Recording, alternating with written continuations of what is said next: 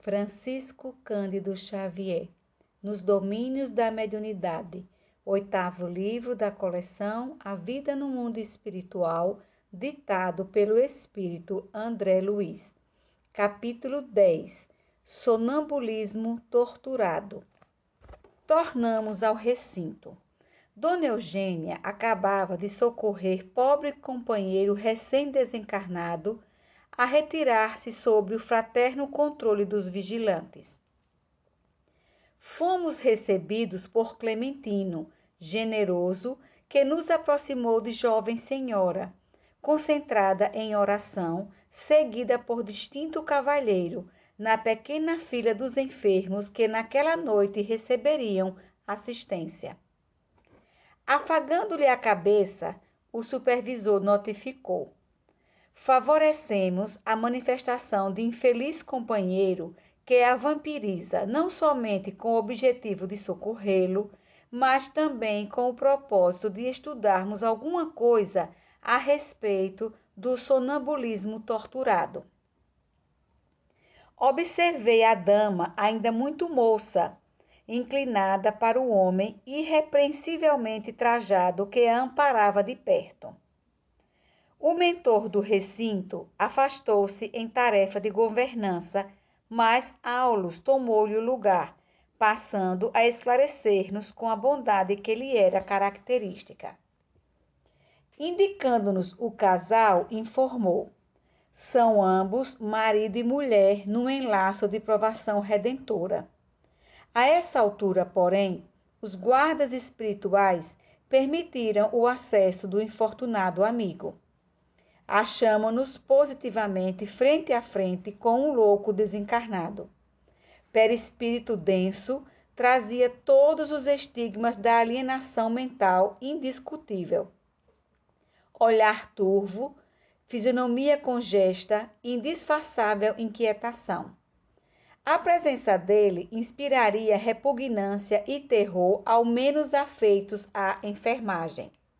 Além da cabeça ferida, mostrava extensa úlcera na garganta. Precipitou-se para a jovem doente à maneira de um grande felino sobre a presa. A simpática senhora começou a gritar transfigurada. Não se afastara espiritualmente do corpo. Era ela própria a contorcer-se em pranto convulsivo, envolta, porém, no amplexo fluídico da entidade que lhe empolgava o campo fisiológico integralmente. Lágrimas quentes lhe corriam os olhos semicerrados.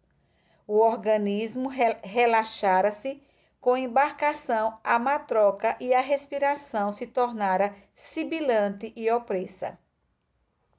Tentava falar, contudo, a voz era um assobio desagradável. As cordas vocais revelavam-se incapazes de articular qualquer frase inteligível. Raul, sob o comando de Clementino, abeirou-se da dupla em aflitivo reencontro e aplicou energias magnéticas sobre o tórax da médium, que conseguiu expressar-se em clamores rolfenhos. Filha desnaturada, criminosa, nada te salva. Descerás comigo às trevas para que me partilhes a dor. Não quero socorro, quero estar contigo para que estejas comigo. Não te perdoarei, não te perdoarei. E de pranto confuso, passava incompreensivelmente a gargalhadas de vingador. Agora não podíamos saber se estávamos à frente de uma vítima que se lastimava ou de um palhaço que escarnecia. A justiça está em mim, prosseguia bradando por entre silvos. Sou o advogado de minha própria causa e a desforra é o meu único recurso. Raul, sob a inspiração do benfeitor que o acompanhava, passou a falar-lhe dos valores e vantagens da humildade e do perdão, do entendimento e do amor, procurando renovar-lhe a atitude. E enquanto desenvolvia o trabalho da doutrinação, buscávamos contato com o orientador diligente. Ante as nossas primeiras perguntas, Aulus acentuou: é um caso doloroso como o de milhares de criaturas. Vê-se bem, aduziu Hilário sob forte impressão, que é a nossa própria irmã quem fala e gesticula. Sim, aprovou o assistente. Entretanto, encontra-se imantada ao companheiro espiritual cérebro a cérebro. Poderá, todavia, recordar-se com precisão do que lhe sucede agora? Inquiri por minha vez. De modo algum. Tem as células de córtex cerebral totalmente destrambelhadas pelo desventurado amigo em sofrimento. Nos transes em que se efetua a junção mais direta entre ela e o perseguidor dementado, cai em profunda hipnose, qual acontece à pessoa magnetizada nas demonstrações comuns de hipnotismo, e passa de imediato a retratar-lhes os desequilíbrios.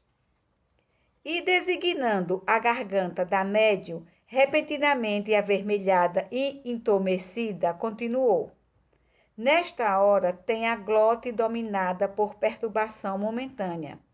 Não consegue exprimir-se senão em voz rouquenha, quebrando as palavras. Isso porque o nosso irmão torturado, a qual se liga pelos laços mais íntimos, lhe transmite as próprias sensações, compelindo-a a copiar-lhe o modo de ser. Tão entranhada se revela a associação de ambos, alegou Hilário, que sou levado a indagar de mim mesmo se na vida comum não serão eles, a bem dizer, duas almas num só corpo, assim como duas plantas distintas uma da outra a se desenvolverem num vaso único. Na experiência diária vulgar, não será nossa irmã constantemente influenciada de maneira positiva, embora indireta, pelo companheiro que obsidia? Você examina o assunto com acertado critério. Nossa amiga, na equipe doméstica, é um enigma para os familiares. Moça de notável procedência, possui belas aquisições culturais. Entretanto, sempre se comporta de modo chocante, evidenciando desequilíbrios ocultos. A princípio, compareciam a insatisfação e a melancolia, ocasionando crises de nervos e distúrbios circulatórios. Doente desde a puberdade, em vão opinaram clínicos de renome sobre o caso, até que um cirurgião, crendo-a prejudicada por desarmonias da tireoide, submeteu-se a delicada intervenção, da qual saiu com seus padecimentos inalterados.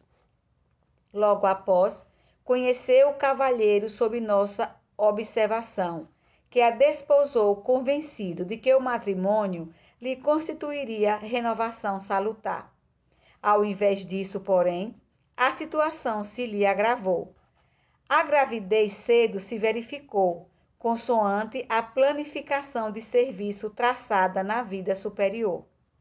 Nossa irmã doente deveria receber o perseguidor nos braços maternos, afagando-lhe a transformação e auxiliando-lhe a aquisição de novo destino, mas, sentindo-lhe a aproximação, recolheu-se a insopitável temor, adiando o trabalho que lhe compete. Impermeável às sugestões da própria alma, provocou o aborto com rebeldia e violência. Essa frustração foi a brecha que favoreceu mais ampla influência do adversário invisível no círculo conjugal. A pobre criatura passou a sofrer multiplicadas crises histéricas, com súbita aversão pelo marido. Principalmente à noite, é colhida de assalto por fenômenos de sufocação e de angústia, amargurando o consorte desolado. Médicos foram trazidos, no entanto, os hipnóticos foram empregados em vão. Em franca demência, a enferma foi conduzida à casa de saúde, Todavia, a insulina e o eletrochoque não lhe solucionaram o problema. Presentemente, atravessa um período de repouso em família, deliberando o esposo experimentar o concurso do espiritismo. Enquanto Silva e Clementino procuravam sossegar a médio e o comunicante, reunidos numa simbiose de extremo desespero, Hilário e eu continuávamos famintos de esclarecimento maior. E se ela conseguisse nova maternidade? Inquiriu meu colega estudioso. Sim, concordou Aulus convicto. Semelhante reconquista ser-lhe-á uma bênção. Contudo, pela trama de sentimentos contraditórios em que se emaranhou na fuga das obrigações que lhe cabem, não pode receber de pronto esse privilégio. Lembrei-me de mulheres que se fazem mães nos hospícios, mas, analisando meus pensamentos, o orientador explicou. A posição de alienada mental não lhe retira os favores da natureza, mas a crueldade meditada com que se afastou dos compromissos assumidos imprimiu certo desequilíbrio ao centro genésico. Nossas defecções mais íntimas, embora desconhecidas dos outros, prejudicam-nos o veículo sutil e não podemos trair o tempo nas reparações necessárias, ainda mesmo quando o remorso nos ajude a restaurar as boas intenções. A perfeita entrosagem dos elementos psicofísicos filia-se à mente. A vida corpórea é a síntese das irradiações da alma. Não há órgãos em harmonia sem pensamentos equilibrados, como não há ordem sem inteligência. O serviço de socorro espiritual, porém, continuava inquietante. A entidade vingadora, jungida a médio, demorava-se contida pelos assessores de Clementino, ao passo que a moça, refletindo-lhe as emoções e os impulsos, tinha o peito arfante e gemia em soluços. Para mim não há recurso, sou um renegado. Perdoa, meu irmão, e o caminho ser-te-á renovado, dizia Raul com inflexão de amor. Desculpamos, somos desculpados. Todos temos dívidas. Não se inclinará, porventura, ao auxílio para que seja igualmente ajudado? Não posso, chorava o infeliz. E à frente daquele par de espíritos sofredores num só corpo, Aulus prosseguiu esclarecendo. A fim de examinar com serenidade as agruras da obsessão na mediunidade torturada, não podemos esquecer as causas do suplício de hoje, a se enraizarem nas sombras de ontem. Os templos espíritas vivem repletos de dramas comoventes, que se prendem ao passado remoto e próximo. Apontando o casal com a destra, continuou. O esposo de agora foi no pretérito um companheiro nocivo para nossa irmã obsidiada, induzido-a a envenenar o pai adotivo, hoje metamorfoseado no verdugo que a persegue. Herdeira de considerável fortuna, com testamento garantido, em sua condição de filha adotiva e única, viu que o velho tutor pretendia alterar decisões. Isso aconteceu em aristocrática mansão do século que passou. O viúvo abastado, que a criara com desvelado carinho, não concordou com a escolha feita. O moço não lhe agradava. Parecia mais interessado em pilhar-lhe as finanças que em fazer a felicidade da jovem desprevenida e insensata. Procurou então subtraí-la à influência do noivo, verificando que debalde lhe buscava a separação. Indignado, mobilizava medidas legais para deserdá-la, quando o rapaz, explorando a paixão de que a moça se via possuída, induzia-o a eliminá-lo por intermédio de entorpecentes contínuos. Anulado o velhinho por 2 semanas de falsa medicação, o serviço da morte foi completado por diminuta dose de corrosivo. Fim do ligeiro período de luto, a jovem herdeira enriqueceu o marido ao casar-se. Contudo, em pouco tempo, viu-se presa de aflitivas desilusões, porque o esposo depressa se revelou jogador inveterado e libertino confesso, relegando-a à profunda miséria moral e física. Não lhe bastou esse gênero de aniquilamento gradativo. O tutor, desencarnado, imantou-se a ela com desvarada fome de vingança, submetendo-a a horríveis tormentos íntimos. Em verdade, o parricídio permaneceu ignorado na terra, mas foi registrado nos tribunais divinos e longo trabalho expiatório vem sendo levado a efeito, porquanto, ainda aqui, estamos observando esse trio de consciências entrelaçadas nos fios dilacerantes da provação redentora. O infortunado perseguidor recolhia afetuosas admoestações de Raul Silva e, depois de breve intervalo, o assistente continuou. Como vemos, a tragédia de nossa irmã enferma vem de longe. Nos planos inferiores da vida espiritual, vagueou por muito tempo na faixa de ódio da vítima que se lhe fez vingativo credor, e na atualidade, em nova etapa de luta, tem o pensamento enovelado ao dele. Atravessou a infância e a puberdade, experimentando-lhe o assédio à distância.